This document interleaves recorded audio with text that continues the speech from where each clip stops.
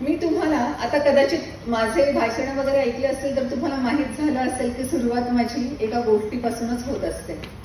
ही गोष्ट स्वरूपात जरी सांगणार असले तरी हा ऍक्च्युली खरा प्रसंग आहे. खूप पूर्वीचा प्रसंग हा. तो एक छोटा मुलगा फ्रान्स मधल्या एका छोट्याशा खेड्यामध्ये त्याचा जन्म झाला. त्याचे आई वडील जे होते ते अतिशय सर्वसाधारण होते. वडिलांचा व्यवसाय होता घोड्यांचे खोगीर बनवण्याचा आणि त्यांचे घोड्यांचे हार्नेसेस बनवण्याचा. आणि आई त्याची त्यांना मदत करायची. कुठे शिवणकाम करायचं असेल, कुठे लेदर टाकायचं असेल तर ते करून द्यायचं काम त्या छोट्या मुलाची, नुकत्याच जन्म झालेल्या मुलाची आई करीत असेल. आणि अर्थातच हे काम कुठे वेगळ्या ठिकाणी नव्हतं. घर जे होतं त्या घरातलीच एक रूम त्यांनी या कामासाठी ठेवलेली होती आणि तिथून त्यांचा तो छोटासा व्यवसाय चालू होता. हा अगदी नुकताच जन्म घेतलेला मुलगा हळूहळू मोठा होऊ लागला. त्याचं वय वर्ष आता होतं 3. आणि खेळत खेळत आता लहान लेकरू, 3 वर्षाचा लेकरू आई वडिलांना सोडून दुसरीकडे कुठे खेळणार ना. त्याच्यामुळे हा मुलगा सुद्धा आई वडिलांसोबत त्याच रूम मध्ये होता जिथे आई वडिलांचं काम चालू होतं. हा छोटा मुलगा तिथेच खेळत होता जिथे सगळं त्यांचं साहित्य पण पडलेलं होतं, त्यांचं काम चालू होतं. आणि काय झालं माहित नाही, पण खेळता खेळता या छोट्या मुलानं तिथला टोचा उचलला. टोचा आपल्या सगळ्यांना माहिती आहे, कागद सगळे भरपूर मोठा गठ्ठा असेल तर आपण टोचून त्याला छिद्र पाडतो. त्यानं तिथला टोचा उचलला आणि खेळता खेळता तो टोचा त्याच्या डोळ्यामध्ये गेला. डोळ्याला जखम झाली. त्या जखमेचं इन्फेक्शन झालं. दोन्ही डोळ्यांपर्यंत ते इन्फेक्शन पोहोचलं आणि ह्या 3-3.25 वर्षांच्या मुलानं दोन्हीही डोळ्यांची दृष्टी गमावली. ऍब्सोल्युटली आता काहीही दिसत नाही. त्याचे वडील अगदी सर्वसाधारण परिस्थितीमधले जरी असले तरी त्यांना शिक्षणाचं महत्व माहित होतं. आता हा दृष्टी गमावलेला मुलगा नॉर्मल शाळेत तर शिकू शकणार नव्हता. वडिलांनी माहिती घेतली दूर एका ठिकाणी ज्यांनी दृष्टी गमावलेली आहे त्याही मुलांना शिकवलं जातं ही माहिती त्यांना मिळाली. त्यांनी आपल्या ह्या छोट्याशा मुलाला त्या शाळेमध्ये घातलं. अर्थातच त्यांना आता हॉस्टेलवर त्या मुलाला राहण्याची गरज होती आणि तो हॉस्टेलवर राहू लागला. 3-3.25 वर्ष दृष्टी होती त्याला. कसं काय करायचं हे सगळं माहीत होतं आणि अचानक दृष्टी आता गमावली. दोन्हीही डोळ्यांची गमावली. आता अंध झाल्यानंतर केवढ्या अडचणी येतात हे त्या छोट्या मुलाला फार व्यवस्थितरित्या कळायला लागलं. पदोपदी क्षणोक्षणी कशी अडचण येते हे जाणवायला लागलं. पण त्यावरही मात करून, त्याला अभ्यासात खरंच इंटरेस्ट होता, त्यावरही मात करून तो पुढे शिकण्याचा प्रयत्न करत होता. अर्थात त्याची सगळी मित्रमंडळी त्याच पद्धतीची होती ज्यांनी ऑलरेडी दृष्टी गमावलेली आहे किंवा ज्यांना जन्मतःच दृष्टी नव्हती. तो थोडासा मोठा होत होता. आता तो 12 वर्षांचा झाला होता. आणि असं आज जसं देसले सरांनी मला इथे व्याख्यानासाठी बोलावलं, तिथल्या शाळेने एका सैनिकाला, फ्रान्स मधल्या एका सैन्याच्या बटालियन मधल्या एका सैनिकाला त्यांनी व्याख्यानासाठी बोलवलं होतं. मुलांना या सैनिकाकडून काही इन्स्पिरेशन मिळेल असं वाटत होतं. आणि चार्ल्स बर्बिएर नावाचा हा सैनिक त्या विद्यार्थ्यांसमोर उभा राहिला होता. त्यांनी भरपूर काही सांगितलं मुलांना इन्स्पिरेशनल असं. आणि सांगता सांगता त्यांनी हे पण सांगितलं बोलण्याच्या ओघामध्ये की आम्ही रात्रीच्या वेळी एक कोड लँग्वेज वापरतो. कारण रात्रीच्या वेळी जेव्हा अगदी काळामिट्ट अंधार असतो आणि आम्हाला एकमेकांना संदेश पाठवायचे असतात, तशा परिस्थितीमध्ये लाईटचा एवढासाही प्रकाश तिथे निर्माण करणं शक्यच नसतं. कारण तसा प्रकाश निर्माण होणं म्हणजे शत्रूला आयतीच आपण संधी देणं असं असतं. शिवाय पुटपुटणं, बोलणं काही शक्य नाही. कारण एकदम नीरव शांतता असते आणि बोलणं सुद्धा तिथे खूप रिस्की असतं. म्हणून आम्ही कोड लँग्वेज विकसित केलेली आहे आणि त्या कोड लँग्वेज बद्दल सुद्धा या सैनिकांना माहिती दिली. 12 डॉट्स वापरून वेगवेगळ्या प्रकारचे कसे वाक्य तयार केले जातात आणि एकमेकांपर्यंत मेसेज पोहोचवला जातो हे सगळं त्याने सांगितलं. आणि मग त्याला ती आयडिया खूप आवडली की काही डॉट्स, या सैनिकाने सांगितलं होतं की 12 डॉट्सचा वापर करून आम्ही संदेश तयार करतो आणि त्याची देवघेव करतो. हे 12 डॉट्स कसे केले जातात ह्या मुलानं त्यांना त्या सैनिकाला विचारलं, माहिती जाणून घेतली आणि त्याला असं वाटलं की रात्रीच्या वेळी सैनिकांना ते संदेश वाचता यावे म्हणून डॉट्सचा वापर करून एक कोड लँग्वेज तयार करता आली आहे. आपल्यासाठी तर नेहमीच अंधार आहे, मग अशा अंधारामध्ये वाचता येईल अशी भाषा आपल्यालाही तयार करता येईल का? 12 वर्षाच्या मुलाच्या डोक्यामध्ये हा प्रश्न निर्माण झाला आणि त्या प्रश्नावर त्यानं उत्तर शोधायचं काम केलं. जो टोचा त्याच्या डोळ्यामध्ये गेलेला होता आणि म्हणून जखम झाली, इन्फेक्शन झालं आणि दोन्ही डोळे त्यांनी गमावले, तोच टोचा आता त्याचा अतिशय चांगला मदतनीस झाला होता. कागद घ्यायचे, जेव्हा शाळा सुटली बाकीचे मुलं इकडे तिकडे खेळत जायचे, गप्पा मारत बसायचे आणि हा लगेच एका ठिकाणी भरपूर सारे कागद आणि टोचा ठेवून बसायचा आणि त्या टोचाने छिद्र पाडत त्या सैनिकांना जशी सांगितली आहे तशी काही भाषा आपल्याला तयार करता येते का हे बघत होता. 12 वर्षापासून तब्बल 15 वर्षापर्यंत अव्याहतपणे 3 वर्ष तो फक्त त्याच डॉट्सवर काम करत होता आणि शेवटी 12 डॉट्सची भाषा ही खूप कॉम्प्लिकेटेड आहे, खूप कॉम्प्लेक्स आहे त्याच्या लक्षात आलं. अजून सोपी केली गेली पाहिजे ती भाषा, ती कोड लँग्वेज, हे पण त्याला जाणवलं आणि अवघे 6 डॉट्स वापरून त्यानं तब्बल 64 प्रकारचे वेगवेगळे कॉम्बिनेशन्स तयार केले. या 64 कॉम्बिनेशन्स मध्ये अक्षर होते, म्हणजे अल्फाबेट्स आपण ज्याला म्हणतो, अक्षर होते, आकडे होते, सगळे प्रकारचे विराम चिन्ह होते आणि काही विशेष चिन्ह सुद्धा होते. आणि अशा रीतीनं अवघ्या 6 डॉट्सचा वापर करून या तरुणानं एक अशी भाषा तयार केली जी आता जगभर असणारे सगळे अंध लोक वापरतात. लक्षात आलं असेल मी कुणाबद्दल बोलतो. हे ते लुई ब्रेल ज्यांनी ही भाषा बनवली. लुई ब्रेल यांच्याबद्दल तर मला सांगायचं होतंच, पण त्याही पेक्षा मला त्या सैनिकाबद्दल सांगायचं होतं. हा सैनिक म्हणजे शाळेनं सैनिकाला निमंत्रित केलं, सैनिक तिथे आला, सांगताना त्यानं त्या कोड लँग्वेजचा उल्लेख केला आणि त्याचा परिणाम असा झाला की एक अशी भाषा तयार झाली जी जगामध्ये आता या सर्व अंध व्यक्तींना वर्षानुवर्ष वापरता येत आहे. तुम्ही सर्वजण, मला माहित आहे की आपापल्या विद्यार्थ्यांना सिलेबसच्या व्यतिरिक्तही काहीतरी बोलण्याच्या ओघात सांगत असतात. जर एका सैनिकाच्या बोलण्याचा इम्पॅक्ट एवढा होतो ज्यामुळे एक लँग्वेज अस्तित्वात येते जी सगळी जगभरात मदत करते, तुम्ही सगळेजण तुमच्या हाताखालून इतके असंख्य विद्यार्थी जात असतात, त्या सगळ्यांशी बोलत असताना जे पाठ्यक्रमा व्यतिरिक्तच बोलता त्याचा इम्पॅक्ट एवढा जास्त होऊ शकतो की खरंच त्यांचे आयुष्य तर घडतीलच, पण जगामध्ये असेही बदल होतील. आणि म्हणून तुमच्या सर्वांसमोर बोलण्याची संधी मला मिळत आहे याचा मला खरंच खूप अभिमान वाटतोय, कारण तुम्ही ते सर्वजण आहात जे असंख्य विद्यार्थ्यांचं आयुष्य घडवत आहात आणि हेच विद्यार्थी पुढे भारताचं भविष्य घडवणार आहेत असं आपण नेहमीच म्हणतो.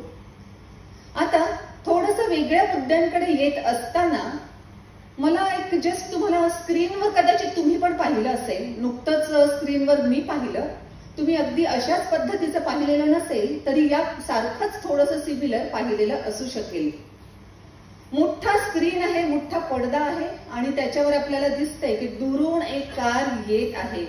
जसजशी कार जवळ येते आपल्या लक्षात येते की कार अतिशय आलिशान आहे, खूप महागडी दिसते, खूप सुंदर दिसते, अगदी चकाकते आहे ती कार. कार पूर्णपणे पडद्यावर जेव्हा येते तेव्हा कार थांबते आणि त्या कारमधून एक पाय बाहेर येतो.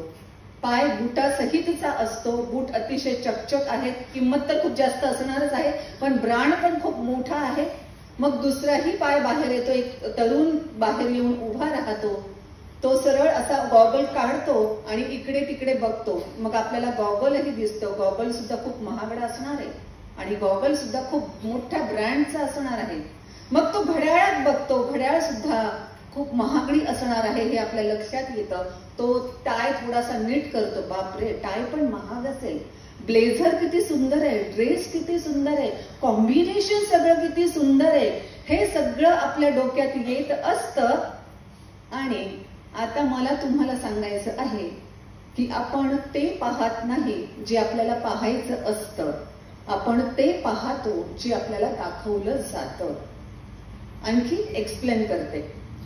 तुम्ही सर्वच जण, मी जेव्हा आले इथे तेव्हा तुम्ही सर्वच जण काही बाहेर नव्हतात, पण काही जण तर बाहेर होतेच. म्हणजे सर आणि मॅडम तर अगदी माझ्यासोबतच होते. मी सुद्धा कार मधून आले, भले आलिशान नसेल पण कार होती, मी कार मधून आले. त्या तरुणासारखाच मी पण एक पाय बाहेर काढला. जे तिथे होते त्यांनी पाहिले का माझ्या पायातले शूज कोणत्या कंपनीचे आहेत, तुमच्यापैकी कोणी पाहिली माझ्या हातातली घड्याळ कोणत्या ब्रँडची आहे? आता महिलांची संख्या खूप जास्त आहे आणि मॅडम तर आतापर्यंत माझ्या सोबत होत्या म्हणून विशेषतः त्यांना विचारते, तुम्ही पाहिलं का माझं मंगळसूत्र किती छान डिझाईनचं? नाही पाहिलं, काहीच नाही पाहिलं तुम्ही. मग पुन्हा मुद्दा तेच आहे. आता जर असं झालं की माझ्या कॅमेरामननी पूर्ण मी उतरत असतानाचे सगळे जे काही बोलले त्या सगळ्यांचे फोटो काढले असते, त्याची मी एक झक्कास रील बनवली असती 30 सेकंदांची आणि ती जर पोस्ट केली असती तर तुम्ही माझ्या शूजचा ब्रँड पाहिला असता, माझ्या घड्याळीचा ब्रँड पाहिला असता, माझ्या मंगळसूत्राची डिझाईन पाहिली असती आणि वाव आणखी बरंच काही तुम्हाला दिसलं असतं की किती सुंदर आहा असं तुम्ही म्हणाला असता. बरं मला हे सांगा, तुम्ही माझं नसेल पाहिलं, तुमच्या शेजारी आता जे कोणी बसलेलं आहे त्यांनी काय घातलंय बघितलं? म्हणजे ब्रँड सोडून द्या पण शूज आता शूज घातले की चप्पल घातली की स्लीपर घातली हे बघितलं कोणी? नाही बघितलं. ते पाहत नाही जे आपल्याला पाहायचं असतं, आपण ते पाहतो जे आपल्याला दाखवलं जातं. जेव्हा स्क्रीनवर ती कार पुढे पुढे येत होती तेव्हा तिकडे कुठेतरी आपल्याला एक छोटंसं घर दिसत होतं, सुंदर असेल वाटत होतं, ते घर व्यवस्थित बघावं असं आपल्याला वाटलं, पण ती कारच पुढे पडद्यावर अशी आली की ते घर मागच्या मागे कुठे निघून गेलं कळालं सुद्धा नाही. आपल्याला दाखवलं जातं आणि हे इतक्या अशा व्यवस्थित पद्धतीनं होतं की किंवा इतक्या ग्रॅज्युअली होतं की हे सगळे बदल का घडत आहेत, कसे घडत आहेत किंवा कधी झालं हे सगळं आपल्याला कळत सुद्धा नाही. असेच काही बदल मी तुमच्या लक्षात आणून देऊ इच्छिते आणि खरंच आपल्यालाही प्रश्न पडेल की हे असं कधी घडलं, एक्झॅक्ट कोणत्या दिवशी घडलं हे आपल्याला सांगता येणार नाही, पण हे अशामध्ये असंच चालू आहे हे आपण नक्की सांगू शकतो. इथे जेवढे आपण उपस्थित आहात मला नक्कीच माहित आहे की जेव्हा आपण शाळकरी होतो तेव्हा आपल्या वाढदिवसाच्या दिवशी आई काहीतरी गोड खाऊ बनवायची, वडील आपल्याला छानसा ड्रेस घेऊन यायचे आणि आपला वाढदिवस, आपल्या मैत्रिणी वगैरे यायच्या, काही गिफ्ट देणं घेणं व्हायचं, त्यांना आपण खाऊ द्यायचो आणि आपला वाढदिवस तिथे संपन्न व्हायचा. बरोबर ना? पण ही प्रथा कधी सुरू झाली की वाढदिवसाच्या दिवशी केक आणायचा आहे. जेव्हा आपण अगोदर ज्या मुलाचा किंवा मुलीचा वाढदिवस आहे तिच्या हातानं देवाजवळ दिवा लावत होतो, देवाला प्रार्थना करायचं शिकवत होतो आणि मग हे कधी तयार झालं बरं असं की वाढदिवसाच्या दिवशी हा केकवर मेणबत्त्या लावायच्या आणि मेणबत्त्या फुंकर मारून विझवायच्या आणि मग केक कापायचा. आपण गोड खाऊ देतो कुणाला तरी, पण इथे केक मात्र कापायचा आणि मग तो द्यायचा आणि मग फक्त केक कापून द्यायचाच असं नाही. कधीतरी मध्ये हे पण सुरू झालं की त्या केकचं आयसिंग किंवा केक तो सगळा हातामध्ये घ्यायचा आणि ज्याचा वाढदिवस आहे त्याच्या तोंडाला फासायचा आणि मग आपण पुन्हा तिथे जेवढे उपस्थित असतील त्या सगळ्यांच्या तोंडाला फासायचा. जेव्हा की आपली संस्कृती असं सांगते की अन्नाशी खेळायचं नसतं. अन्नामुळे कितीतरी जणांच्या आयुष्यांना काय वेगळ्या प्रकारचं रूप येत असतं, त्यामुळे अन्नाशी कधीही खेळायचं नसतं. अन्नाला चुकून जरी लाथ लागली तरी आपण लगेच ते हातात घेऊन पाया पडतो. आणि इथे आता ही प्रथा कधी सुरू झाली की एक केक खाण्यासाठी आणायचा आणि एक केक तोंडावर फासण्यासाठी आणायचा. कधी सुरू झालं ना? पण हे कधी सुरू झालं की वाढदिवसाच्या दिवशी तुम्ही हॉटेलमध्ये गेलं पाहिजे, हॉटेलमध्ये पार्टी केली पाहिजे. जेव्हा मी सांगते की हो थँक्यू तुम्ही वाढदिवसांच्या दिलेल्या शुभेच्छाबद्दल आणि म्हणतात की मग आज काय कुठे करणार डिनर? नाही, डिनर घरी करणार. घरी? वाढदिवसाच्या दिवशी घरी जेवतं का कोणी? म्हणजे ही प्रथा कधी सुरू झाली की वाढदिवसाच्या दिवशी आपण बाहेर जाऊन जेवलं पाहिजे? माहित नाही ना, पण ही प्रथा सुरू झाली खरी. अशा कितीतरी गोष्टी आपल्याला सांगता येतील की हे कधी सुरू झालं सांगताच येत नाही आपल्याला. म्हणजे कोल्ड्रिंक, पॅकेज्ड फूड हे सगळं आपल्या आयुष्याचा हिस्सा कधी बनले?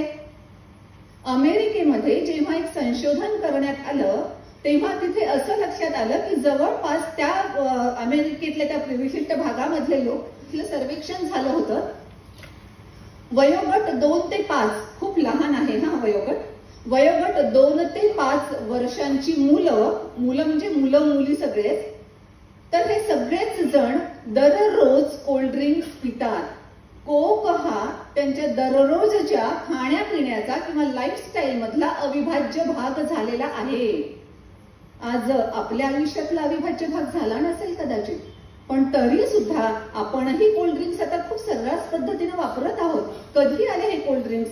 आपल्याकडचे सरबत, आवळा सरबत किंवा वेगवेगळ्या पद्धतीचं जे काही आपण बनवत होतो ते सगळं कधी निघून गेलं आणि हे कधी रिप्लेस झालं आपल्याला कदाचित कळलं सुद्धा नाही. इतकं ते स्मूथली किंवा ग्रॅज्युअली करण्यात आलं की आपल्या लक्षातही येत नाही. एकीकडे असं सांगितलं जातं की एक घास खायचा असेल तर तो 32 वेळा चावून खायचा, म्हणजे पचन चांगलं होतं वगैरे वगैरे. किंवा आताच्याही भाषेमध्ये असं म्हणतात की तुम्ही जेवत असताना सुद्धा माइंडफुली जेवा, माइंडफुल इटिंग असलं पाहिजे. आणि मग हे कधी निघालं की चित्रपटगृहामध्ये जेव्हा तुम्ही चित्रपट पाहण्यासाठी जाता तेव्हा इंटरव्हल मध्ये किंवा जातानाच हातामध्ये पॉपकॉर्नचा पुडा किंवा काहीतरी घेऊन गेलं पाहिजे म्हणून, ब्रेकमध्ये काहीतरी खाल्लं पाहिजे म्हणून. खरं तर आपण अशा शोला गेलेलो असतो की घरून जेवण बिवण व्यवस्थित करून गेलेलो असतो, पण तरी सुद्धा इंटरव्हल मध्ये खायचं असतं. हे कोणी सांगितलं आपल्याला? पॉपकॉर्न घेऊन जायचे असतात आणि मस्तपैकी एक एक पॉपकॉर्नचं तोंडामध्ये टाकता टाकता आपण स्क्रीनवर काय चाललं ते पाहायचं असतं. ही प्रथा कधी सुरू झाली? बरं, तुम्ही ऑब्झर्व केलं की नाही माहिती नाही, पण अजून एक मज्जा आहे हा.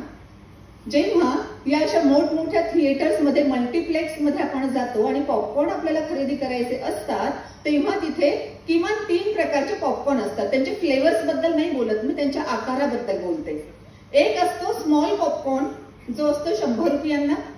दुसरा असतो मीडियम जो अगदी थोडासा मोठा असतो, तो असतो 200 रुपयांना. आणि तिसरा असतो लार्ज जो असतो 220 रुपयांना. आणि सहजपणे आपण विचार करतो, बापरे 100 रुपयाला एवढा अगदी थोडासा वाढून 200 रुपयाला देत आहेत, पण 220 ला मात्र लार्ज आहे ना, आपण लार्जच घेऊया. अरे आपल्याला लार्ज घ्यायचा नव्हता ना, आपल्याला तो अगदी छोटा पण पुरेसा होणार होता. पण जेव्हा या मीडियमची आणि लार्जची तुलना आपल्या मनात घडवली जाते, जेव्हा आपल्याला ते दाखवलं जातं जे आपण बघावं अशी त्यांची इच्छा असते, आणि ते बघून जेव्हा आपण तेच डिसिजन घेतो, कारण आपल्याला लगेच लक्षात येतं मीडियम आणि लार्ज मध्ये खूप मोठा फरक आहे आकारामध्ये आणि किमतीमध्ये फक्त 20 रुपयांचा फरक आहे. आपल्याला 100 रुपयांचे पॉपकॉर्न पुरले असते, खरं तर घेण्याचीच आवश्यकता नव्हती आपल्याला, पण आता आपण घेत आहोत तर 100 रुपयांचे पॉपकॉर्न पुरले असते ते आपण 220 रुपयांचे घेतो. हे सगळं कधी घडत आलंय? अशा किती गोष्टी सांगू की या सगळ्या गोष्टी कधी घडत आल्या आहेत आणि त्या आपल्या आयुष्याचा अविभाज्य भाग कधी झाल्या आहेत हे आपल्या लक्षात सुद्धा येणार नाही. आणि मग आपण हे पण लक्षात जर व्यवस्थित विचार केला तर आपल्याला कळेल बघा की आपल्यामध्ये गरजा निर्माण केल्या जातात. आपल्याला त्या वस्तूची गरज आहे की नाही हे कोणीही आपल्याला विचारत नाही. ते आपल्या मनावर बिंबवतात की तुम्हाला याची गरज आहे. तुम्ही चित्रपट पाहत आहात ना सिनेमागृहामध्ये जाऊन, मग तुम्हाला आता पॉपकॉर्नची गरज आहे, तुम्हाला कोल्ड्रिंक्सची गरज आहे, तुम्हाला इंटरव्हल मध्ये काहीतरी खाल्लं पाहिजे. आणि जेव्हा आपल्यासोबत लहान मुलं असतं, लहान मुलं तर त्यांचं मन एकदमच निरागस असतं किंवा त्यांना एवढं सगळं मॅनिप्युलेशन, जाहिराती वगैरे वगैरे काहीच कळत नाही, ते हट्ट करतात आणि त्यांच्यासोबत आपल्यालाही कधी हे सगळं करण्याची सवय लागलेली असते, कळत सुद्धा नाही. आपल्यामध्ये किंवा अगदी सुरुवातीपासून आपण सगळ्यांना खूप चांगल्या समभावानेच बघत आलेलो आहोत. काळा रंग, गोरा रंग पूर्वी कधीतरी एखाद्या वेळेस क्वचित कधीतरी म्हटलं जात असेल, किंवा किती जाड आहेस तू असं क्वचित कधीतरी म्हटलं जात असेल. पण आता शब्द सुद्धा असे सगळे तयार झाले ना की बॉडी शेमिंग, हे सगळे शब्द तयार झाल्यामुळे जाड कोणी असेल तर वारंवार जाणवत राहतं की जाड आहे. जाहिराती किंवा आपल्याला असं सगळं काही सगळीकडून दिसत राहतं. घराच्या बाहेर आपण पडण्याचा अवकाश, घरामध्ये आपल्याला वेगवेगळ्या प्रकारचे स्क्रीन दाखवत राहतात. तो टीव्हीचा असेल, मोबाईलचा असेल, कशाचाही असेल, पण स्क्रीन आपल्यावर ज्याचा भडीमार करत असतात तोच सगळा भडीमार जेव्हा आपण घरातून बाहेर पाऊल टाकतो तेव्हा आजूबाजूचा सगळा परिसर करत असतो. आणि मग आपल्याला वाटतं माझा रंग सावळा आहे, ही काही चांगली गोष्ट नाही, मला गोरं व्हायला पाहिजे. आणि मग त्या गोऱ्याच्या पाठीमागे आपण जायला लागतो. माझे केस असे आहेत हे काही चांगलं नाही, आपण ते केलं पाहिजे, मग आपण त्याच्या मागे जातो. बरं, यांचं मार्केटिंग तंत्र त्यांच्या प्रॉफिटनुसार बदलत असतं, ते काही आपल्यासाठी बदलत नाही. पुढे तर मी काही उदाहरणं देणारच आहेत, जे वाचल्यानंतर मी स्वतः सुद्धा शॉक झाले होते की माणुसकी किंवा माणूस हा प्रकारच काही शिल्लक नाहीये की काय यांच्यामध्ये, असं वाटतं. इतक्या प्रकारची ती कॉम्पिटिशन असते. म्हणजे अगोदर जे आपण म्हणत होतो की everything is fair in love and war, आता लव्ह अँड वॉरच्याही अगोदर यायला पाहिजे बिझनेस किंवा मार्केटिंग हा शब्द आला तर मग कळतं की खरंच ते कोणत्या लेवलवर जातात. या सगळ्या परिस्थितीमध्ये गरजा आपल्यामध्ये निर्माण केल्या जातात. हे तुमच्याकडे नसेल तर ते तुमचं चुकतंय काहीतरी किंवा तुम्ही परिपूर्ण नाही आहात हे दाखवलं जातं. इनसेक्युरिटी आपल्यामध्ये तेच निर्माण करतात, आपल्या इनसेक्युरिटीला उत्तर तेच देतात आणि त्यांचं प्रॉडक्ट विकतात. आपल्याला वाटतं वा आपला फायदा झाला आणि त्यांचा मात्र खरोखर पैशामध्ये नफा झालेला असतो. चेहऱ्यावर कुटकुळ्या किंवा पिंपल्स, मुरूम हे काही अगोदर येत नव्हतं का? यायचं, पण ते त्या एज ग्रुपमध्ये येतं हे माहीत असायचं आणि त्यामुळे त्याच्याकडे फार कॉन्सन्ट्रेशन केलं जात नव्हतं. पण आज आपल्यावर हा स्क्रीन अशा रीतीचा भडीमार करतो आहे की चेहऱ्यावर कुठेतरी एक कुटकुळी जरी आली तर माझं आयुष्य काहीही महत्वाचं नाही, मी जगण्याच्या लायकीचा नाही, सगळेजण मला खूप डिग्रेड करत आहेत किंवा सगळेच जण मला अगदी काहीतरी अपमानानं बोलत आहेत. नव्हतं हे असं कधी. आपल्या मित्रमैत्रिणी सुद्धा चेहऱ्यावर कुटकुळी आली तर कधी नाही बोलत. तरुण पोरं जे आपले आहेत त्यांनाही तसं, त्यांचे मित्र फक्त हवं तर म्हणतील की ओके हे असं झालंय का, या एज मध्ये येते, त्यांच्या आई वडिलांनी सांगितलं असेल तर ते सांगतील. पण आता नाही. आता हे सगळे स्क्रीन्स आपल्यावर भडीमार करतात की जर एक साधी कुटकुळी आलेली असेल तर तुमचं काहीतरी चुकलेलं आहे आणि मग इनसेक्युरिटी एकदा आपल्या मनात निर्माण झाली की मग तेच पुढे येतात. त्यावर सोल्युशन हे आहे, आमचं हे क्रीम वापरा आणि तुमचा फायदा होईल. आणि मग आपण आनंदामध्ये असतो की यस, या प्रोडक्टमुळे मला फायदा झाला, त्याच्या कित्येक पट नफा त्यांना ऑलरेडी झालेला असतो. या अशा सगळ्या गरजा निर्माण केल्या जातात. आपल्या मनामध्ये भीती निर्माण केली जाते. कशा पद्धतीने सगळं असतं की जर तुम्ही हे घेतलं नाही तर तुम्ही समाजामध्ये खूप मागे पडाल, तुम्ही अगदी फार बुरसटलेल्या विचारांचे आहात असं गृहीत धरलं जाईल, म्हणून तुमच्याकडे हे असलं पाहिजे. म्हणजे मला आश्चर्य तेव्हा वाटलं की जेव्हा कोणी मला विचारलं मागच्याच वर्षीचा आकाश दिवा लावला. मागच्याच वर्षीचा आकाश दिवा लावला कारण तो चांगला आहे आणि मागच्या वर्षी नवीनच खरेदी केलेला होता, त्याला काहीही प्रॉब्लेम झालेला नव्हता, म्हणून तो मागच्याच वर्षीचा लावला, तर त्यात ऑब्जेक्शन काय आहे? इतकंच नाही तर आता प्रोडक्ट सुद्धा अशा पद्धतीचे सगळे आहेत की डिझाईन ताबडतोब बदलतात आणि जुन्या फॅशनचं वापरायचंय, नाही आता नवीन फॅशन आली, कपडे फाटत बिटत नाहीत ना काही आता, मग त्यामुळे नवीन फॅशन बदलली की तुम्ही त्या फॅशननुसार बदललं पाहिजे. बरं, फॅशन बदलण्याला काही सुमार आहे का? त्यांना त्यांचा जसा नफा हवा असतो तशी ती फॅशन बदलत जाते. आपल्या मराठीमध्ये सुद्धा आणि हिंदीमध्ये सुद्धा किती छान वेगवेगळे गाणे आहेत, सिनेमातल्या वेगवेगळ्या कमेंट्स आहेत की केस असे कुठे बटा किती छान आहेत किंवा वाऱ्यावर भुरभुरणारे केस किती छान आहेत वगैरे वगैरे वगैरे. पण नंतर अगोदर त्यांना प्रोत्साहन दिलं गेलं, नंतर त्यांना लक्षात आलं की आता सगळ्यांचेच भुरभुरणारे केस झाले असतील तर आता आपल्याला नफा पुन्हा कुठून मिळेल, म्हणून मग पुन्हा ते केस व्यवस्थित करण्यासाठी काय करायचं आहे, मग पुन्हा ते आता वॅक्स निघाला आहे की तुमचा एकही केस इकडचा तिकडे सुद्धा हलणार नाही, इतके ते केस सगळे व्यवस्थित बसतील. म्हणजे फॅशन त्यांच्या प्रॉफिटसाठी बदलत जाईल आणि आपण त्या सगळ्या गोष्टींचा तसाच अवलंब करत जाणार, कारण पुन्हा तेच येतं की आपण ते पाहत नाही जे आपल्याला पाहायचं असतं, आपल्याला ते दाखवलं जातं, आपल्या मनावर ते बिंबवलं जातं जे त्यांना अपेक्षित असतं. हे सगळं करत असताना आपण हेही बघितलं पाहिजे की सगळ्या ह्या वस्तू कशा रीतीच्या होत असतात. बऱ्याच वस्तू अशा असतात की त्या आपल्याला रेग्युलरली बदलाव्याच लागतात. तुम्हाला सुरुवातीचे आपले मोबाईल्स आठवतात का, ज्याच्यामध्ये ABCD लिहायचं असायचं, D काढायचं तर 4दा ते बटन दाबावं लागायचं आपल्याला. ते मोबाईल जवळपास 7-8 वर्ष चांगले चालायचे, पण नंतर आता इतके अपडेटेड मोबाईल यायला लागले आणि आताचे अँड्रॉइड मोबाईल तर असे आहेत की ते हार्डली 1-1.5-2 वर्ष व्यवस्थित चालू शकतात, नंतर कोणत्याही प्रकारचा आलेला अपडेटेड व्हर्जन त्याच्यामध्ये चालत नाही आणि आपल्याला मोबाईल बदलल्याशिवाय पर्याय नसतो. नवनवे ऍप्स येतात, ते ऍप्स त्या मोबाईलमध्ये चालत नाही आणि आपल्याला मोबाईल बदलण्याशिवाय पर्याय राहत नाही. आय थिंक 1925 ची काही गोष्ट मी वाचली होती. स्वित्झर्लंड मधल्या जिनेवामध्ये सगळे बल्ब उत्पादक जे होते ते सगळे बल्ब उत्पादक एकत्र आलेले होते. त्यांची एक बैठक झाली. ही बैठक कशासाठी झाली तर त्या काळामध्ये असं होतं की जे बल्ब निर्माण करण्यात आलेले होते त्या प्रत्येक बल्बचं आयुष्य 2500 तास इतकं होतं. 2500 तास म्हणजे भरपूर झाले ना. पण हे बल्ब उत्पादक आलेच त्या कारणासाठी की जर एक बल्ब 2500 तास चालायला लागला तर आपल्या पुढच्या बल्बची विक्री होणार कधी आहे.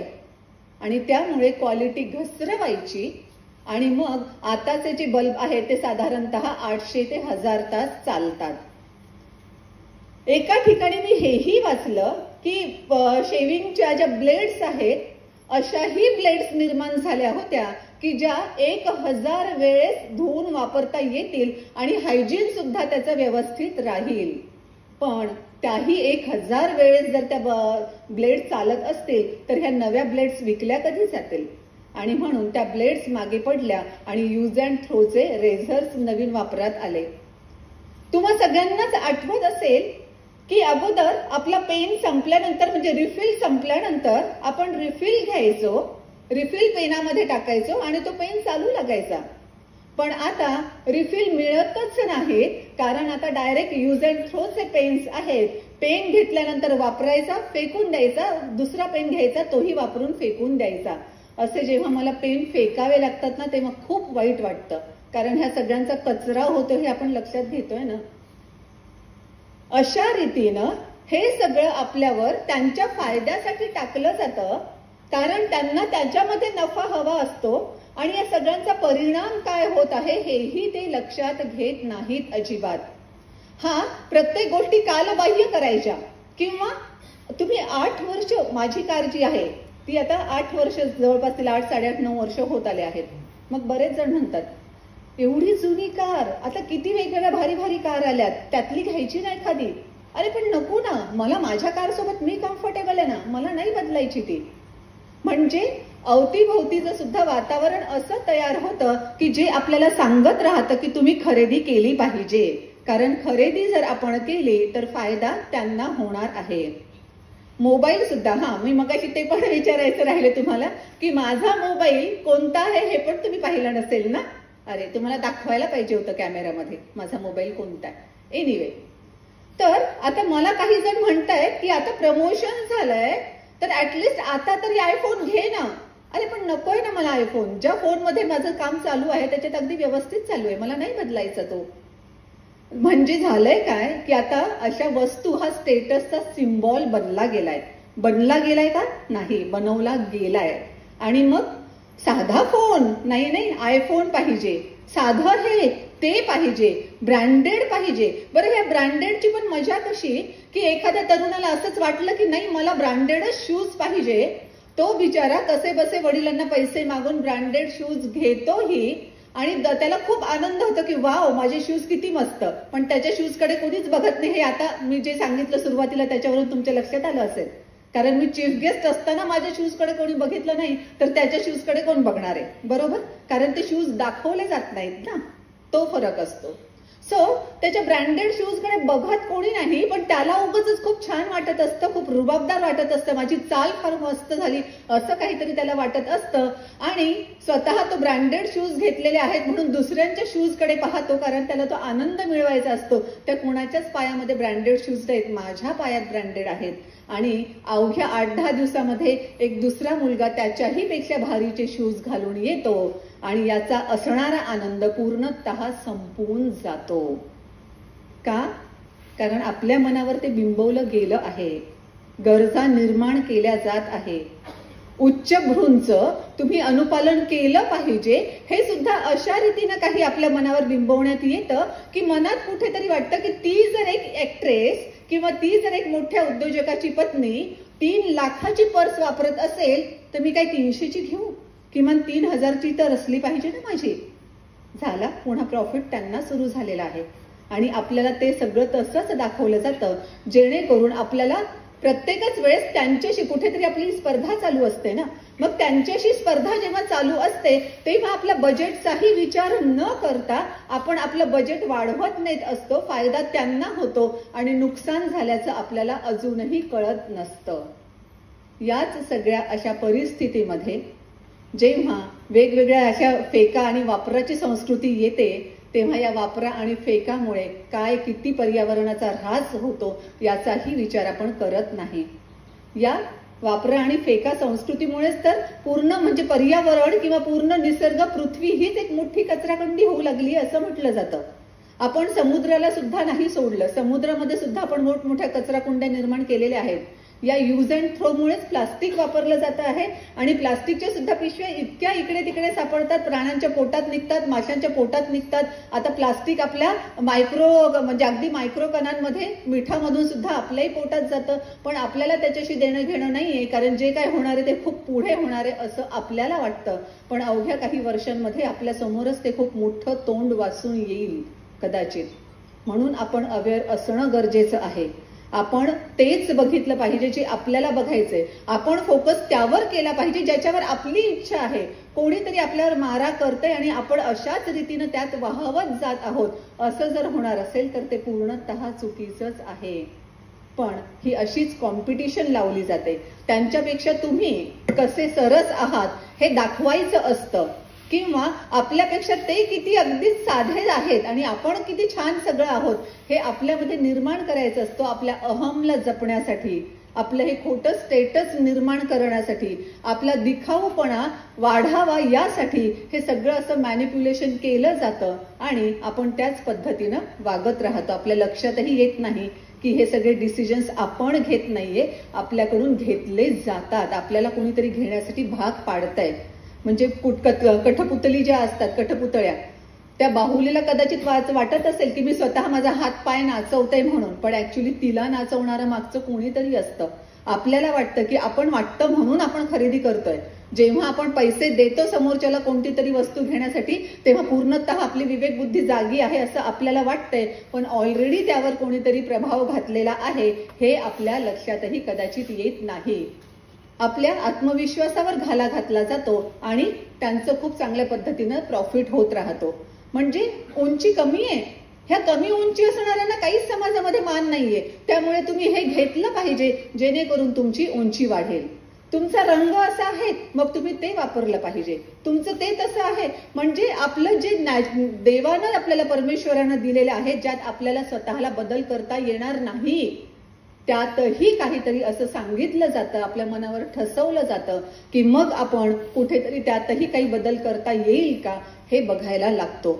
ज्या पार्लरच्या वेगवेगळ्या प्रोसिजर्स तयार होतात, ज्या आता कॉस्मेटिक सर्जरीज तयार होतात किंवा प्लास्टिक सर्जरी, हे सगळे जे काही प्रकार आहेत ते यातूनच आहेत. कारण आपल्या मनावर ते बिंबवलं जातं की वय झाल्यानंतर असं होणं सुद्धा चांगलं नाही. आणि आपल्या सगळ्यांना माहिती आहे पूर्वीच्या आपल्या आजी वगैरे ज्या असायच्या त्यांनी त्यांचं म्हातारपण खूप ग्रेसफुली स्वीकारलेलं असायचं. पण आता या कंपन्या आपल्याला ग्रेसफुली स्वीकारू देत नाहीत. डोक्यावरचा तो एक पांढरा केस झाला की इतक्या सगळ्या जाहिरातींचा भडीमार सुरू होतो की त्या केसाला कधी आपण काय लावू असं आपल्याला होऊन जातं. चेहऱ्यावर थोडंसं काही यायला लागलं, वयाची खूण यायला लागली की वेगवेगळ्या प्रकारच्या सर्जरीज दाखवल्या जातात आणि अजून आपल्यापर्यंत ते लोण पोहोचलेलं नाहीये. पण उच्चभ्रू स्त्रियांमध्ये जेव्हा त्यांच्या किटी पार्टीज चालतात तेव्हा बोटॉक्स इंजेक्शनच्या गिफ्ट्स दिल्या जातात. मग ते लिप फुलर करणं किंवा चीन अगदी चांगल्या पद्धतीची करणं वगैरे वगैरे सगळ्यासाठी हे लोन लवकरच आपल्यापर्यंतही पोहोचेलच. पण हे सगळं आपण स्वतः करत आहोत का, आपल्याला स्वतःला हवं आहे का हा विचार आपणही करत नाही आणि त्या लाटेसोबत आपण वाहवत जातो. ही बाब अत्यंत चुकीची आहे. या सगळ्या मार्केटिंग कंपन्या ज्या आहेत ना तर त्या आपल्यावर असं काही बिंबवत असतात की ते कधी त्यांनी बिंबवलं हेही आपल्या लक्षात येत नाही. आपण मात्र त्याला ऑलरेडी बळी पडलेलो असतो. मिसिंग टाईलची जाणीव या सगळ्या गोष्टींमुळे आपल्यामध्ये निर्माण होत असते. मिसिंग टाईल म्हणजे अगदी साध्या भाषेत सांगायचं झालं तर जर एखादा दात पडला तर सारखं जीभ आपली त्या दाता पडलेल्या जागेकडेच जात राहते. किंवा एखाद्या ठिकाणी आपण एखाद्या छानशा घरामध्ये गेलो आणि तिथे कुठेतरी एक कोपरा कलर उडालेला दिसला की बाकीचं सुंदर घर आपण सोडून देतो आणि त्या कोपऱ्याकडेच बघत बसतो. ती मिसिंग टाईल आहे. जे आहे त्याच्याकडे न बघता ज्याची उणीव आहे त्याच्याकडे बघायला लागणं. आणि या उणीवा आपल्याला जाणवत जरी नसल्या तरी हे मार्केटिंगचं तंत्र आपल्याला ह्या सगळ्या उणीवा दाखवून देतं स्वतः. आणि मग आपल्याला जाणवायला लागतं की अरे माझं हे असं आहे हे चांगलं नाही, ते तसं आहे ते चांगलं नाही. आणि मग पुन्हा त्यांनी सोल्युशन्स दिलेले असतात. त्यांच्याकडे एवढं सगळं व्यवस्थित तयार असतं. आणि आता तर आपण AI खिशात घेऊन फिरतो. मोबाईल तर आपला नेहमी इतक्या क्लोज असतो. AI आहे आणि त्यामुळे आपण कोणत्या मूड मधून जात आहोत, कसे जात आहोत हे सगळंच्या सगळं ते AI ज्यांच्यापर्यंत पोहोचवायचं त्यांच्यापर्यंत पोहोचवत असतं. आणि बरोबर तुम्हाला जेव्हा अगदी खूप उदास वाटत असेल, लोनली वाटत असेल, तेव्हा जस्ट नोटिफिकेशन बघितलं तर डेटिंग ऍप्सचं त्याच्यावर नोटिफिकेशन दिसणारच. जर आपण खूप स्ट्रेस्ड असू, खूप बोर्ड असू तर लगेच आपल्याला रील्स दिसणार, लगेच जंक फूडच्या जाहिराती दिसणार. 4 ते 6 या दुपारच्या वेळेमध्ये सगळ्या खाण्याच्या आणि पिण्याच्या जाहिराती दिसणार. पुन्हा मग माझा जो मुद्दा आहे तोच मुद्दा आहे की आपण ते पाहत नाही जे आपल्याला पाहण्याची इच्छा असते. आपल्याला ते दाखवलं जातं जे त्यांना दाखवण्याची इच्छा असते. आणि आपण त्याला कसे बळी पडलो ते आपल्याही लक्षात येत नाही. या मिसिंग टाईल नंतर लक्षात घ्यायला हवं की त्यांचं मॅनिप्युलेशन सुद्धा कोणत्या स्तरावरचं असतं बघा. म्हणजे डायरेक्ट दारूची जाहिरात करता येत नाही म्हणून सोड्याची किंवा पाण्याची जाहिरात केली जाते. पण ज्यांना कळायचं, ज्यांना कळणं अपेक्षित आहे त्यांना बरोबर कळलेलं असतं की ही जाहिरात कशाची आहे. गुटखा बंदी करण्यात आलेली आहे त्याची जाहिरात करता येत नाही म्हणून मग पान मसाल्याची जाहिरात केली जाते. आणि ज्यांना हवं आहे त्यांना बरोबर तो ब्रँडचं नाव त्यांच्या डोक्यात बसलेलं असतं. त्यांचा फायदा बरोबर होणार असतोच.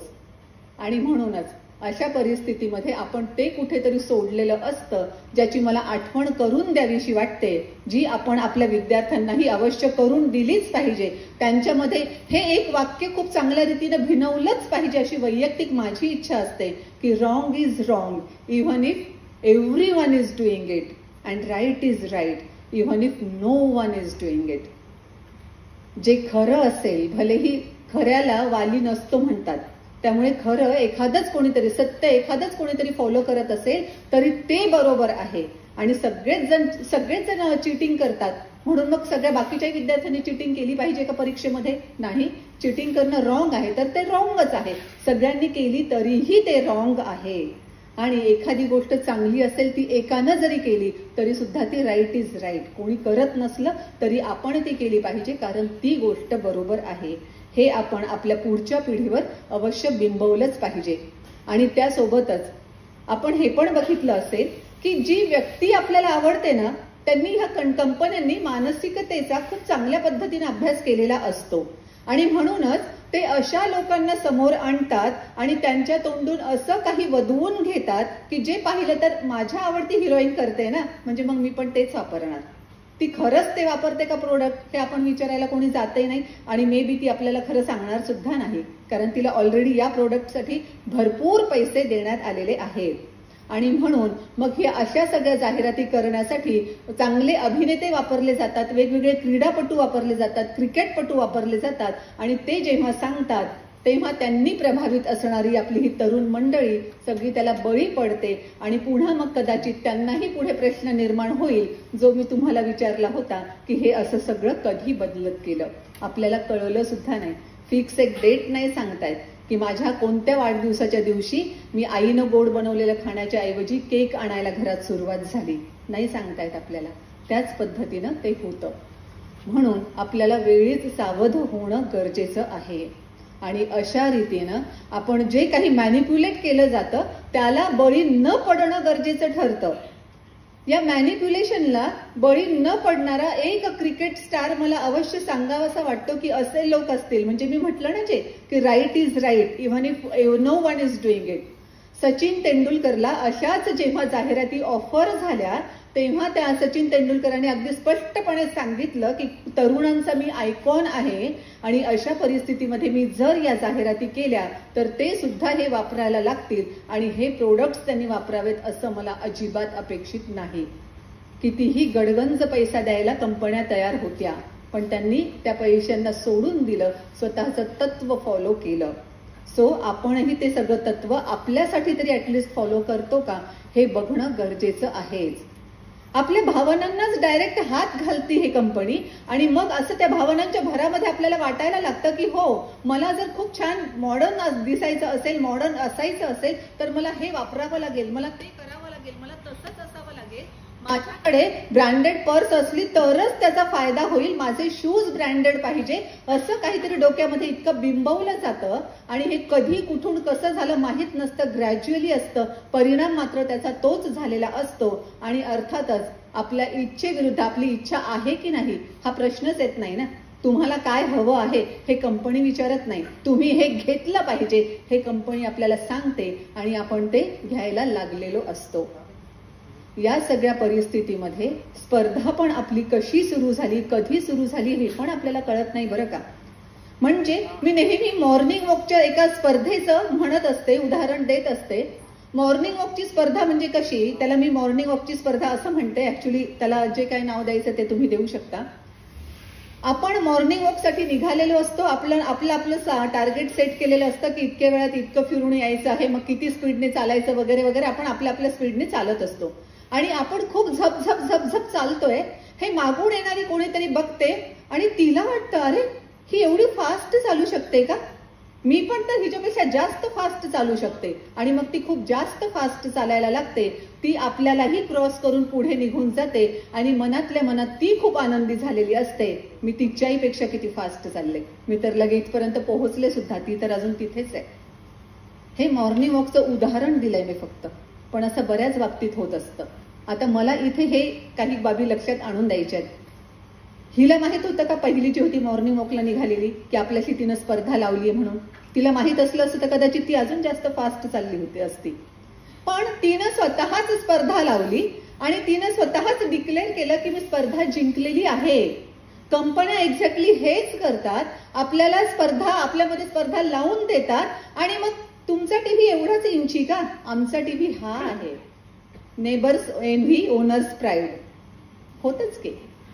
आणि मग तुम्ही किती छान आहात आणि ते किती साधे आहेत किंवा ते किती पुढे गेलेत, तुम्ही अजून मागेच आहात का, तुम्ही पण त्यांच्यासोबत जायला हवं, अशा रीतीनं आपल्यामध्ये स्पर्धा लावून दिली जाते आणि अननोईंगली आपण ती फॉलो करतो. आपण त्यांचे बळी कधी पडलो हे लक्षात सुद्धा येत नाही.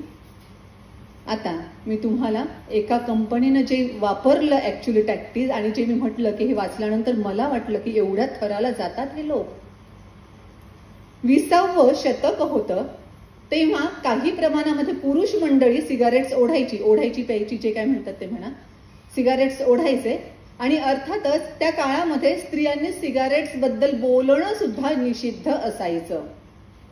आता ही एक कंपनीची होती लकी स्ट्राईक नावाची सिगारेटची कंपनी, तेव्हाची मोठी उत्पादक, आता सुद्धा खूप मोठी उत्पादक आहे. या लकी स्ट्राईकच्या मॅनेजमेंटच्या डोक्यात प्रश्न एक यायला लागला की आपल्याला नफा भरपूर मिळतोय, ही खूप चांगली गोष्ट आहे, पण तरी सुद्धा जवळपास अर्ध पॉप्युलेशन असं आहे ज्यांना आपण कस्टमर बनवू शकतो, पण त्या स्त्रिया असल्यामुळे आपला कस्टमर बनत नाहीये. बघितलं विचार त्यांचा कुठल्या दिशेला चाललाय.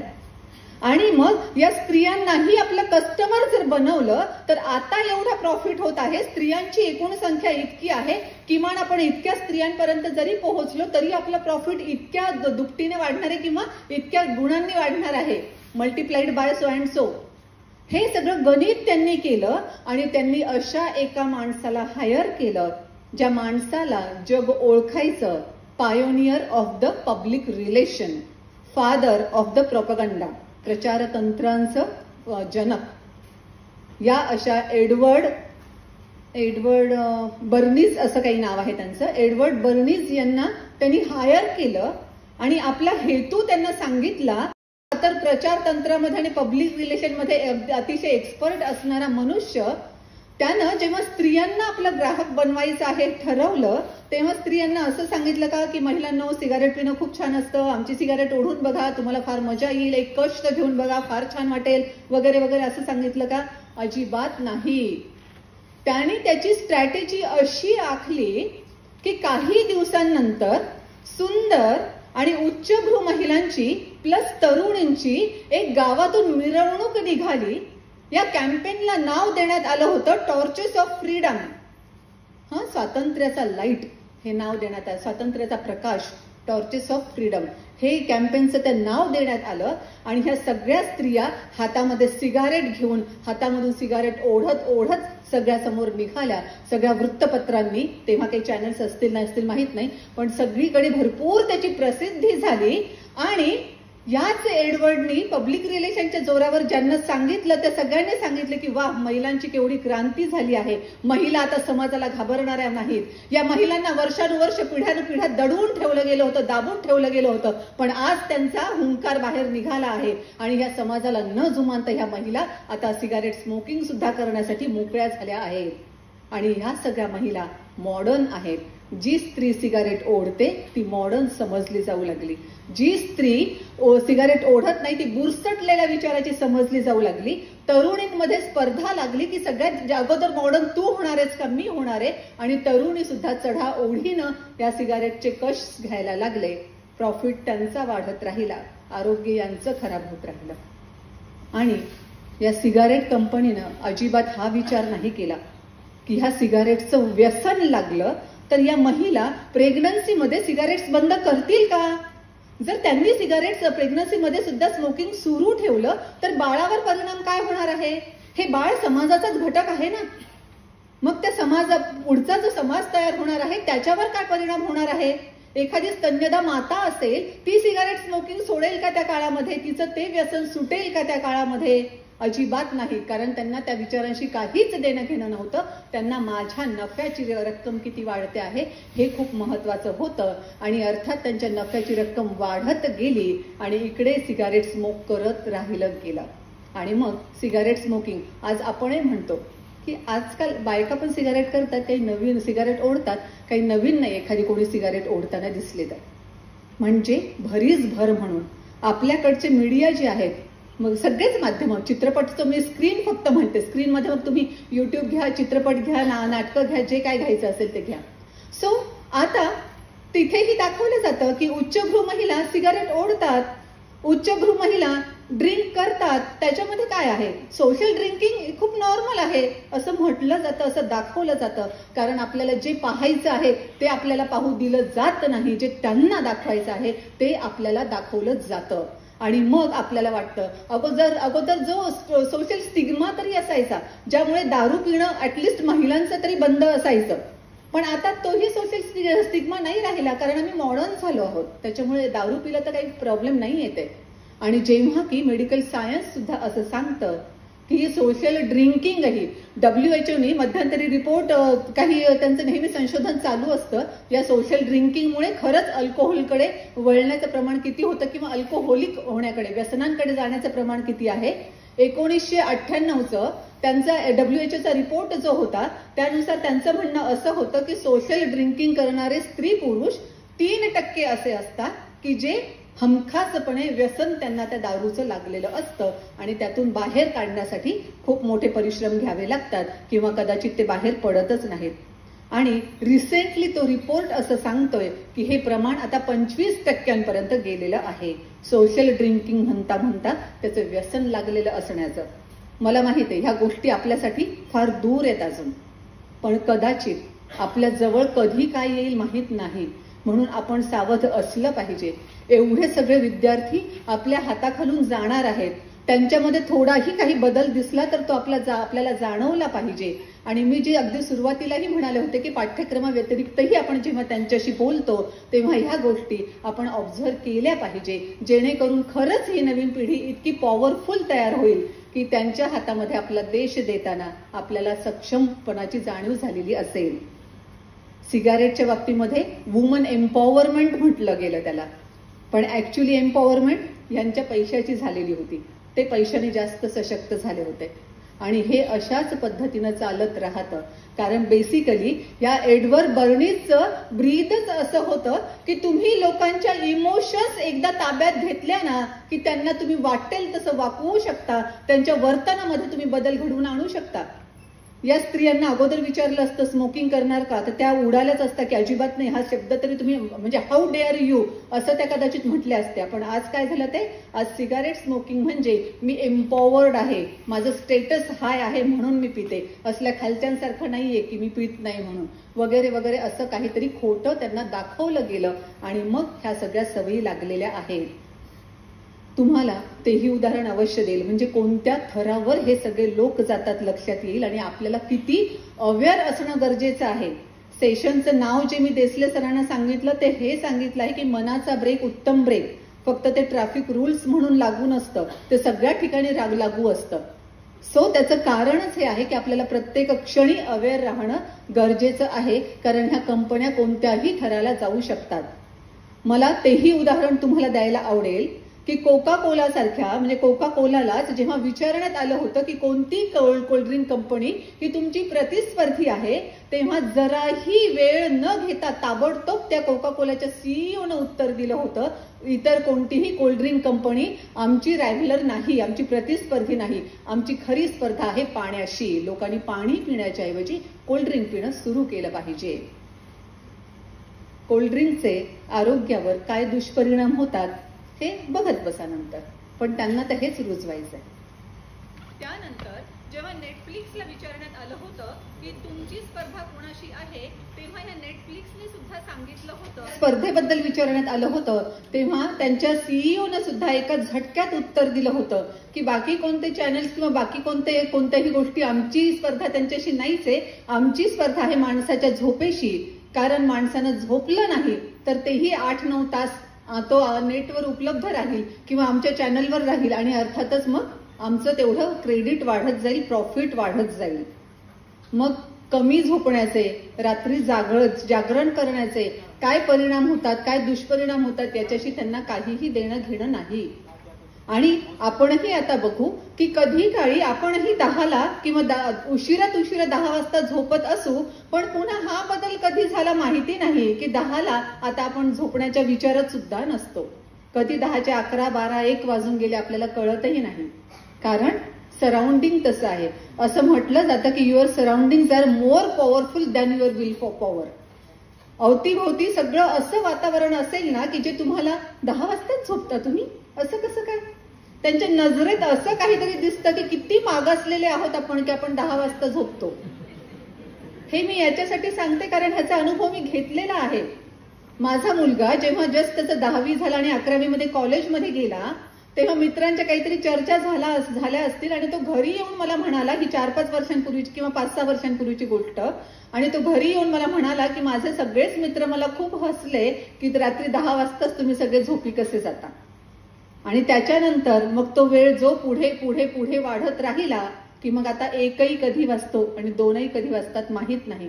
माझा नेहमीच प्रयत्न असतो की 10ला झोपायचंच आहे, कारण 6चा अलार्म लावलेला असतो, पण प्रत्येक वेळेस ते शक्य होत नाही, कारण 3 जण एका बाजूला आणि मी एकटी एका बाजूला असेल तर नॅचरली त्यांच्या काही आशा अपेक्षा किंवा त्यांचं काही जे काही त्यांना द्यायचं असेल खाणं पिणं वगैरे त्याच्यात एवढा वेळ जातो की 11-12 किमान कधी वाजले समजत नाही.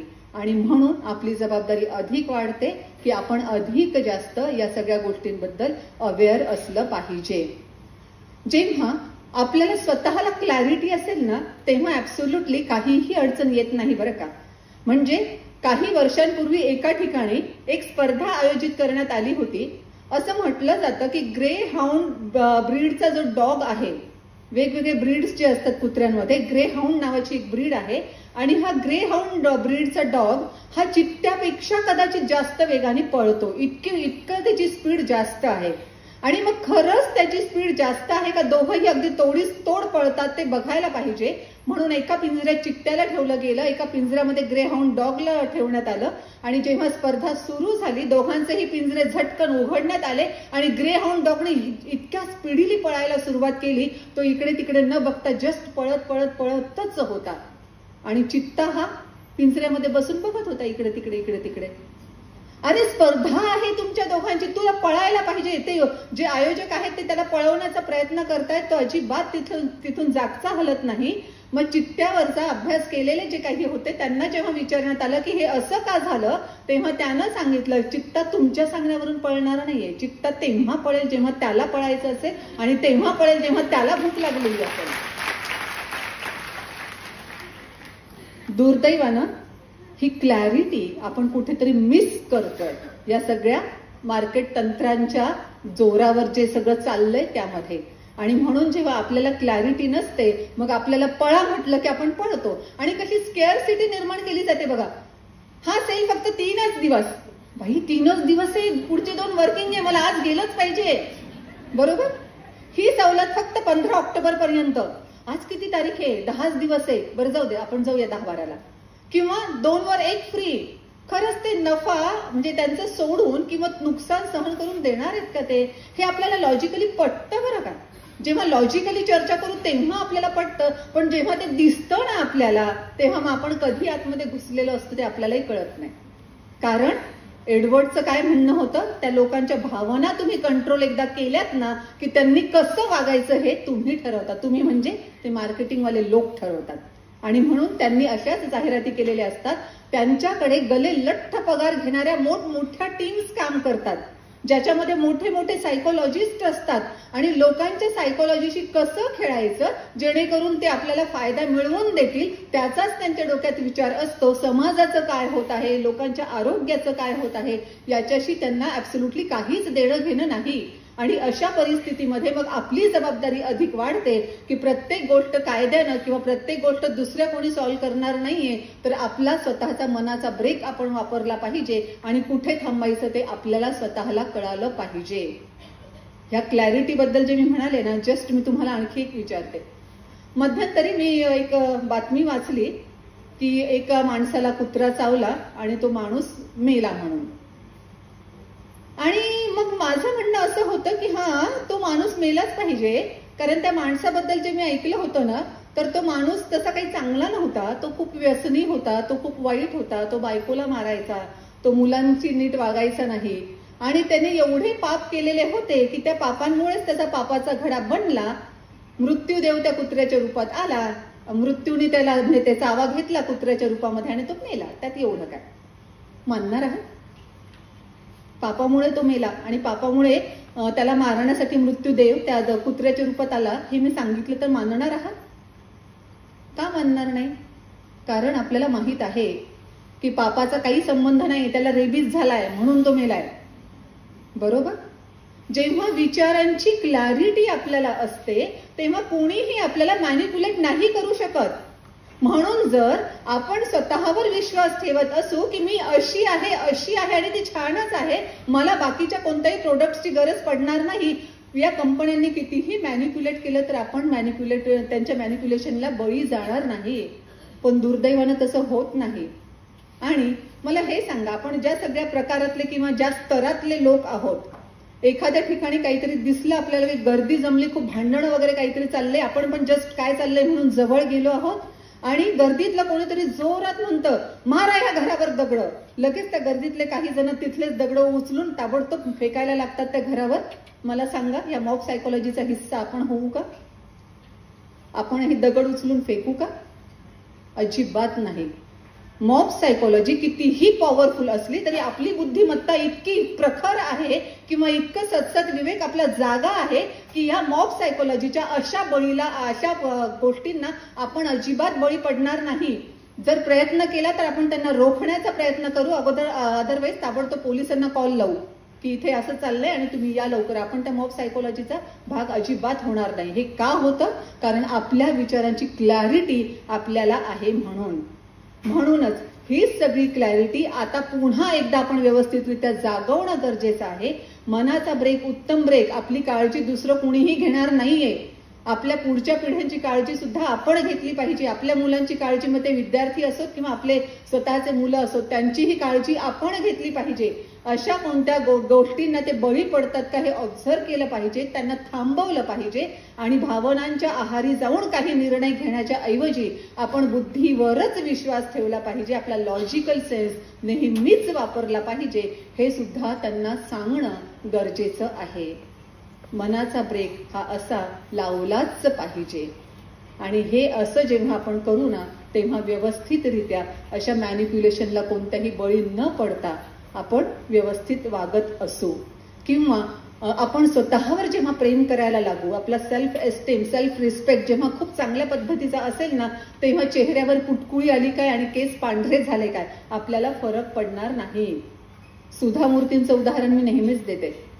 ऐश्वर्या रायपेक्षाही सुधा मूर्ती जास्त गोड आहेत असंच आपल्याला वाटेल ना, कारण आपली संस्कृती बेसिकली आंतरिक सौंदर्याला महत्व देते, बाह्य सौंदर्याला आपल्या संस्कृतीनं कधीच महत्व दिलं नाही. पण हे असं पुन्हा कधी सुरू झालं जेव्हा बाह्य सौंदर्य आंतरिक सौंदर्यापेक्षा अधिक महत्वाचं ठरलं. सिंपल राहणी, साधी राहणी आणि उच्च विचारसरणी हे आपल्या संस्कृतीनं आपल्याला सांगितलेलं आहे. पण आता मात्र ब्रँडेडच सगळं वापरलं पाहिजे हे आपल्यामध्ये कुणी रुजवलं? बरं, ह्या सगळ्या ब्रँडेड गोष्टींसाठी ऍक्ट्रेसेसच्या बाबतीत तर कितीदा तरी लिहून येतं किंवा आपण ऐकतो सुद्धा की या ऍक्ट्रेसची पर्स या कातडीपासून बनवलेली आहे, त्या ऍक्ट्रेसची पर्स त्या कातडीपासून बनवलेली आहे.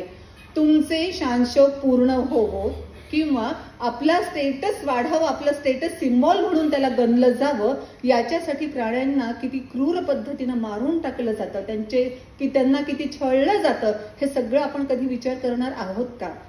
आणि कोरोनानं आपल्याला ऑलरेडी सांगितलंय जगायला खूप कमी लागतं, खूप खूप खूप कमी लागतं. पण तरी सुद्धा ते सगळं सोडून या सगळ्या गोष्टींच्या मागे धावायला हे कंपनीवाले आपल्याला लावतात. कारण त्यांचा दृष्टिकोन फक्त त्यांच्या नफ्यावर केंद्रित असतो. त्यांना अजून नफा वाढवायचा असतो, अजून कंपन्या निर्माण करायच्या असतात, त्या कंपन्याच्या माध्यमातून अजून नफा मिळवायचा असतो आणि हे सगळं सर्कल अव्याहतपणे त्यांना सुरू ठेवायचं असतं. पण या at the cost of what याचा विचार ते करणार नाहीत. म्हणून आपल्याला आपल्या स्वतःसाठी जागरूक असणं गरजेचं आहे. पॅकेज्ड फूड घरात आणलं आणि काही करमत नसलं की तोंडात टाकायचं आपल्याला दिसतं म्हणून खात राहायचं, गरज नाहीये त्याची. आपण त्याही प्रत्येक वेळेस व्हाय हा शब्द खूप महत्वाचा आहे. का, हा का प्रश्न पडला म्हणून अनेक शोध लागले. हा का सफरचंद खालीच का पडतं हा प्रश्न पडला म्हणून गुरुत्वाकर्षणाचा शोध लागलाय. आपल्याला शोधबीज लावायचे नसतीलही पण ऍटलिस्ट आपलं आयुष्य आपल्या इच्छेनं जगावं हे तरी आपण केलं पाहिजे ना. कोणीतरी आपल्याला मॅनिप्युलेट करतंय, कोणीतरी म्हणतं आहे की एम्पॉवरमेंट म्हणजे हे आहे. काही वर्षांपूर्वीच मला आठवतं एम्पॉवरमेंटचं साईन ते पण निघालं होतं की मुलींनी जीन्स पॅन्ट घालायच्या, आता सर्रास घातल्या जातात. मी म्हटलं ना, हे अशा पद्धतीनं सोशल स्टिग्मा निघून जातो आणि सर्रास होतं. मुलींनी कोणते कपडे घालावे, कोणते कपडे घालू नये याच्यावर माझं भाष्य करणं नाहीये. मी फक्त बदल कसे होत जातात, मुलींनी हे कपडे घालणं चांगले का वाईट याबद्दलही मी काहीही बोलत नाहीये. माझा कॉन्टेक्स्ट फक्त एवढा आहे की एम्पॉवरमेंट म्हणून काय दाखवले जातं. एम्पॉवरमेंट म्हणून काही वर्षांपूर्वी दाखवलं जायचं की ह्या मुली जीन्स घालत आहेत, छोटे टॉप्स घालत आहेत, मुलांसारखे कपडे घालत आहेत आणि एखाद्या भन्नाट बाईकवर बसून भन्नाटपणे गाडी दौडवत आहेत किंवा त्या निघाल्या आहेत. आणि तेव्हा हे सगळे केस वाऱ्यावर भुरभुरताना दाखवतात, जे आता त्यांना पॅक करायचे असतात कारण त्यांचा आता वॅक्स मध्ये नफा वाढलेला आहे. हे आपल्याला कोणीतरी वापरून घेत आहे, आपल्या डोक्यात काहीतरी घालतं आणि मग मुलांसारखे कपडे घालणं म्हणजे एम्पॉवरमेंट आहे असं त्यांनी आपल्या डोक्यात घातलेलं आहे. पुन्हा एकदा क्लिअर करते, घालावेत की नाही याच्यावर माझं कॉन्टेक्स्टच नाहीये माझा फक्त हाच कॉन्टेक्स्ट आहे की आपल्या डोक्यात काय भरवलं जातं. मग एका क्षणी थांबून आपण स्वतःचा विचार करणार आहोत की नाही. जर प्रत्येकाला, माझं नेहमी ते म्हणणं असतं की जर प्रत्येकाला स्वतंत्र डोकं दिलंय, स्वतंत्र बुद्धी दिली आहे, तर इतरांच्या बुद्धीनं चालण्यासाठी नक्कीच नाही येते. स्वतःच्या बुद्धीनं विचार करण्यासाठी ही बुद्धी दिलेली आहे. मग अशा परिस्थितीत आपल्याला मॅनिप्युलेट केलं जातं का आपण स्वेच्छेने हे करत आहोत. आपल्याला सांगितलं जातं की हा स्टेटस सिम्बॉल आहे, त्या स्टेटस सिम्बॉलची खरंच आपल्याला गरज आहे का. कोणीतरी हे केलंय म्हणून खरंच त्यांच्यापेक्षा आपण कमी ठरत आहोत का. हा सगळा विचार जेव्हा आपण करायला लागू आणि बेसिकली जेव्हा आपण स्वतःवर प्रेम करायला लागू तेव्हा आपल्याला ह्या अशा आर्टिफिशियल कोणत्याही गोष्टींची आवश्यकता भासणार नाही. कोणीही आपल्याला कितीही इनकॉन्फिडंट करायचा प्रयत्न केला तरीही काहीही फरक पडणार नाही. गरजा निर्माण केल्या जातात, जे मी म्हणत होते. प्रोटीन पावडरची गरज निर्माण करण्यात आली, वेट लॉस ड्रिंक्सची गरज निर्माण करण्यात आली. म्हणजे एकीकडे तुम्ही असं जंक फूड खायला द्या जेणेकरून वजन वाढत राहील आणि दुसरीकडे लगेच तुम्ही त्याचा उतारा म्हणून वेट लॉस ड्रिंक्स काढा जेणेकरून तुमचा त्यातही फायदा होईल. दोन्हीकडे फायदा त्यांचाच होतोय, आपल्या शरीराचा आणि आपल्या आरोग्याचं काय होतं याच्याशी त्यांना काहीच देणं घेणं नाही. म्हणून आपण अधिक दक्ष असलं पाहिजे. ऍटलिस्ट ज्या बाबतीत काही गोष्टी खूप चांगल्याही झाल्या, आपलं आयुष्य बऱ्यापैकी कम्फर्टेबल झालं की आता आपल्याला पाट्यावर वाटत घाटत बसावं लागत नाही, मिक्सर आपण वापरू शकतो. आधुनिकीकरणामुळे फायदेही झाले, पण खरंच ज्याला हे कंपनीवाले आधुनिकीकरण म्हणत आहेत किंवा मॉडर्न आपण बनल्याचं दाखवण्यासाठी जे काही घडत आहे ते खरंच आवश्यक आहे का हा प्रश्न, किंवा का मला घ्यायचं आहे हे, का मला वागायचं आहे असं, हे एका क्षणी थांबून हा प्रश्न स्वतःला आपण जेव्हा विचारायला लागू ना, तेव्हा आपला हा मनाचा ब्रेक उत्तमरित्या चालत राहिलेला असणार आहे. आणि समारोपाकडे जाताना पुन्हा तुम्हाला लुई ब्रेलची आठवण करून देते, ज्याच्यापासून मी सुरुवात केली होती. एका सैनिकानं शाळेमध्ये व्याख्यान दिलं, त्याचा परिणाम म्हणून ह्या लुई ब्रेलनं ब्रेल लिपी शोधून काढली.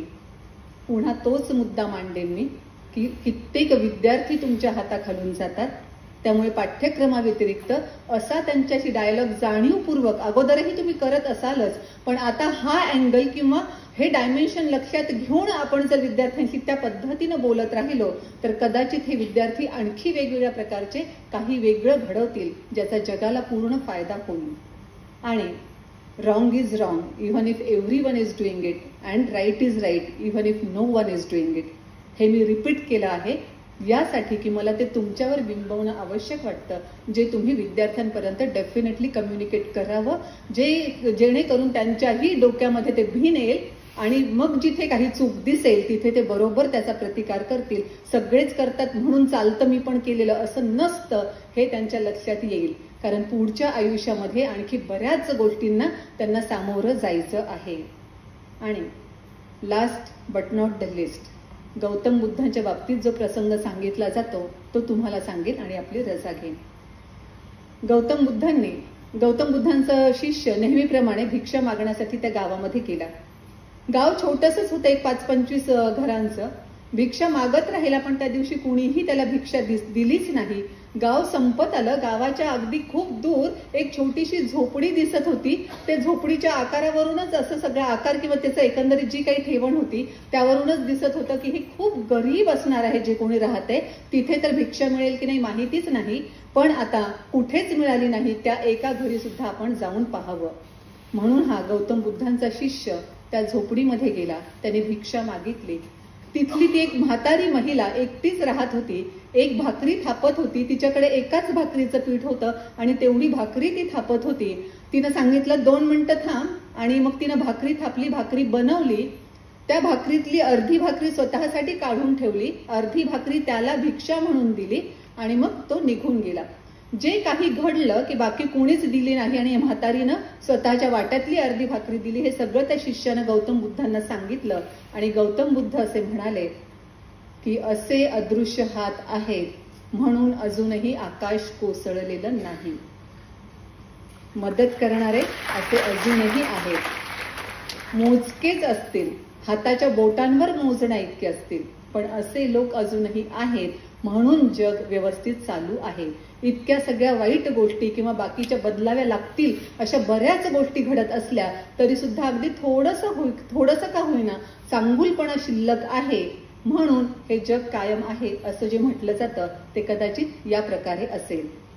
आपल्या सर्वांनाच आपले असे अदृश्य हात खूप सक्षम व्हावेत आणि आकाश तोलून धरण्याचं सामर्थ्य आपल्या सर्वांमध्ये यावं अशी मी सदिच्छा व्यक्त करते आणि इथेच थांबते. Thank you so much.